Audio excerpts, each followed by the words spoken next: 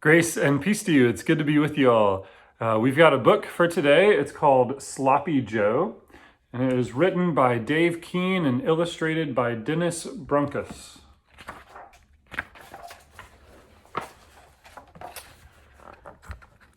Mom says I'm the first kid in history to take a school picture with gum stuck in his hair. You can barely notice.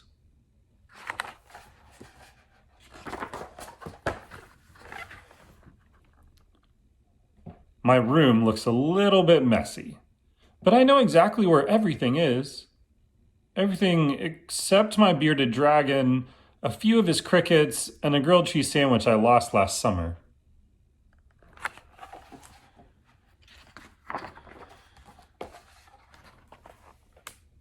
When you're sloppy, people are always telling you what to do. Clean out your nose, stand up straight, comb your hair, pull up your pants, tie your shoes. I'd rather be raised by alligators.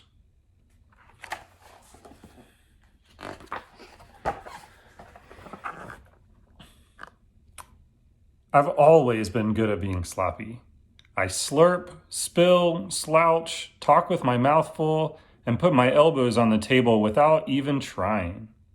Dad says I'm a natural.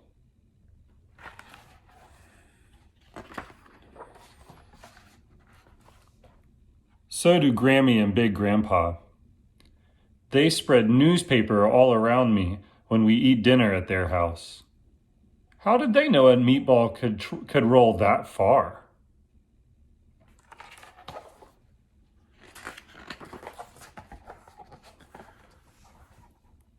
But I'm not just good at being sloppy. I can catch more frogs than any kid on my street. Just ask my mom.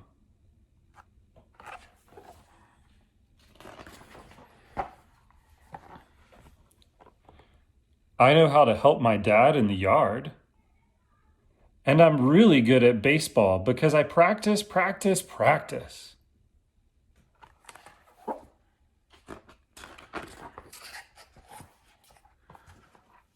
But sometimes I wish I wasn't so sloppy. Like when my friend's mom doesn't let me come in the house.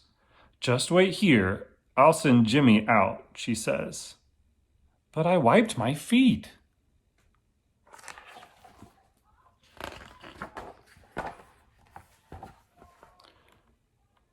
When being sloppy gets me in really big trouble, I just try out my newest jokes. What kind of pet does the sun have? A hot dog. Hey Mom, what did the taco say to the burrito? Where have you been? Sometimes even my best jokes don't work.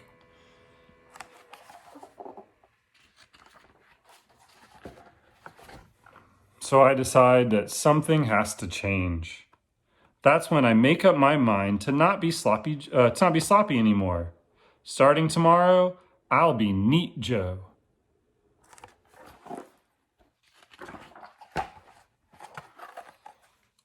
The next day, I give the dog a shower.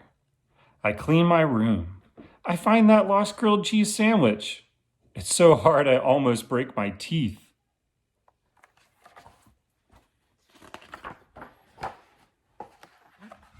I set the table for dinner. I even find one of my lost crickets. This being neat stuff isn't as hard as I thought it would be. But nobody cares about all my neatness because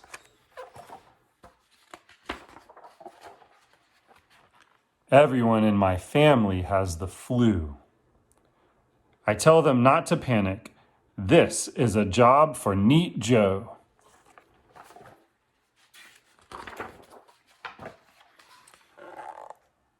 So, I bring cold socks for their foreheads. I cover everything with germ spray. I even make soup. I try to cheer them up, but my jokes only make them groan louder. Hey guys, what kind of a dog wins every contest? A wiener dog. Get it? Wiener dog. What's wrong with you people?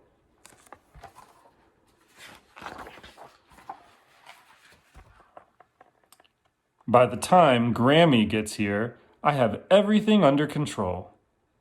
So, what do you think of the new Neat Joe? I ask my family.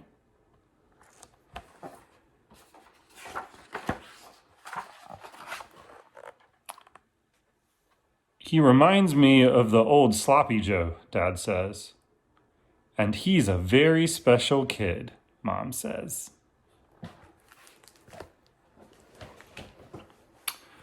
So Joe is sloppy. As soon as you see his room and the way that he eats, you realize how sloppy and messy he is. And then he just keeps proving it over and over again. And people seem a little bit annoyed by it, like when they have to put newspaper down when he eats dinner at his grandparents' house, or when his friend's mom doesn't let him come in the house. And while being messy isn't exactly a gift, some of the things that come with it are things folks really enjoy. I loved having friends who weren't afraid of getting dirty and chasing frogs.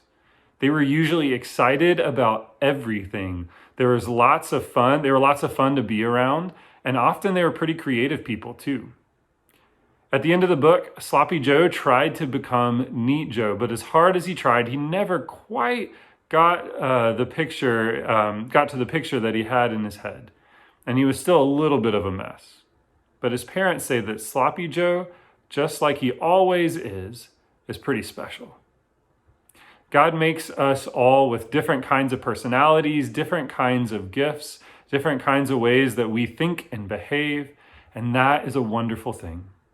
Sometimes we are the one who's really good at organizing things and finding a place for everything.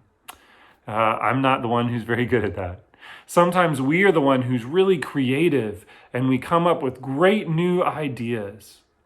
We should learn to work and live with folks. So this isn't permission not to clean your room, but it is an invitation to look for the good things, the gifts, when there is someone who doesn't think or act quite like we do. So what kind of gifts does God give them?